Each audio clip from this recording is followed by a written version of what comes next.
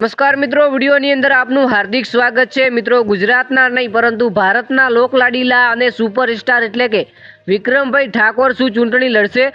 હા મિત્રો, એક સારા સમાચાર છે ઠાકોર સમાજ માટે। સૌપ્રથમ તો આ વિડીયોને લાઈક ફક્ત ને ફક્ત ઠાકોર સમાજ કરી નાખો, કારણ કે આ વિડીયોની અંદર તમને તમારા ગૌરવ, ઠાકોર સમાજનું ગૌરવ એટલે કે વિક્રમભાઈ ઠાકોર વિશે ચર્ચા કરવાના છે।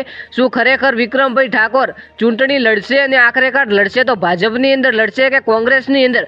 બધું જ આ વિડીયોની અંદર આપણે જાણી લઈએ તે પહેલાં ફક્ત ને ફક્ત વિડીયોને લાઈક કરી અને કોમેન્ટની અંદર તમારે એટલું જણાવવાનું છે કે વિક્રમભાઈ ઠાકોર એટલે કે આપણા સુપરસ્ટારને આ ચૂંટણી લડવી જોઈએ કે ના લડવી જોઈએ, અને આખરેકાર જો તમારો હા હોય તો કયા પક્ષની અંદરથી વિક્રમભાઈ ઠાકોર ચૂંટણી લડી શકે છે એ પણ કોમેન્ટની અંદર જરૂરથી જણાવજો। હવે વાત કરીએ કે વિક્રમભાઈ ઠાકોર શું ખરેખર ચૂંટણી લડશે, તો મિત્રો માહિતી મુજબ એવું જાણવા મળ્યું છે અને એક વિડીયો પણ વાયરલ થઈ રહ્યો હતો જેની અંદર આપણા સુપરસ્ટાર એટલે કે વિક્રમભાઈ ઠાકોર ચૂંટણી વિશે માહિતી આપી રહ્યા હતા। તે વિડીયો તમે કદાચ જોયો હશે અને ના જોયો હોય તો સૌપ્રથમ તો તમે આ ઇન્સ્ટાગ્રામની ક્લિપ જુઓ જે આ ભાઈ શું બોલ્યા છે એ। મને ખૂબ નજીકથી સૂત્રોમાંથી માહિતી મળી છે કે વિક્રમ ઠાકોરને એટલું બધું માઠું લાગ્યું છે કે વિક્રમ ઠાકોરે નક્કી કર્યું છે કે આ વિધાનસભામાં ભલે કલાકાર તરીકે તમે મને ન બોલાવ્યો હોય પણ હું ચૂંટણી લડીને વિધાનસભામાં આવવા માંગુ છું।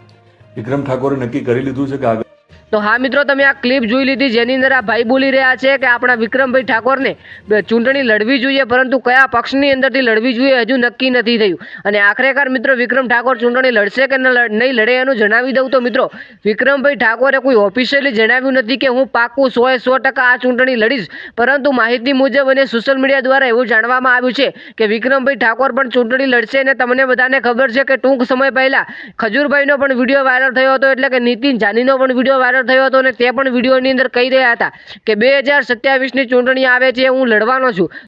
હાલમાં ગુજરાતને લઈને ઘણા લોકો કહી રહ્યા છે કે આ ભાઈને લડવી જોઈએ, આ ભાઈને ના લડવી જોઈએ, તો કોમેન્ટની અંદર તમારે એટલું જણાવવાનું છે કે વિક્રમભાઈ ઠાકોરને આ ચૂંટણી લડવી જોઈએ કે ના લડવી જોઈએ। અને વાત કરીએ કે વિક્રમભાઈ ઠાકોર ખરેખર ચૂંટણી લડશે તો મિત્રો 100% કન્ફર્મ નથી થયું, પરંતુ જેવું 100% કન્ફર્મ થશે સમય પહેલા એક વિડીયો વાયરલ થયો હતો ખજૂરભાઈનો, જેની અંદર ખજૂરભાઈએ પણ કહ્યું હતું કે 2027ની ચૂંટણી આવે છે તેની અંદર હું ચૂંટણી લડીશ। અને બીજા પણ યુવાનો છે, આપણા ભારતના યુવાનો, નાગરિકો, આપણા ગુજરાતના નાગરિકોને પણ જણાવ્યું હતું કે આપણે સ્વૈચ્છિક રીતે અને એક અહિંસા કરીને આપણે આ ચૂંટણી લડવી જોઈએ અને ચૂંટણીની અંદર ભાગીદાર બનવું જોઈએ, કારણ કે ગુજરાતની અંદર પણ ભારતના ઘણા એવા નાગરિકો છે જે આ ચૂંટણીને લાયક છે, ચૂંટણી લડી શકે છે અને એક સારું નેતાનું નેતૃત્વ ભાગ ભજવી શકે છે। હવે મિત્રો તમને શું લાગે છે કે વિક્રમભાઈ ઠાકોર 2027ની ચૂંટણી લડશે કે નહીં લડે? કોમેન્ટની અંદર જરૂરથી જણાવજો।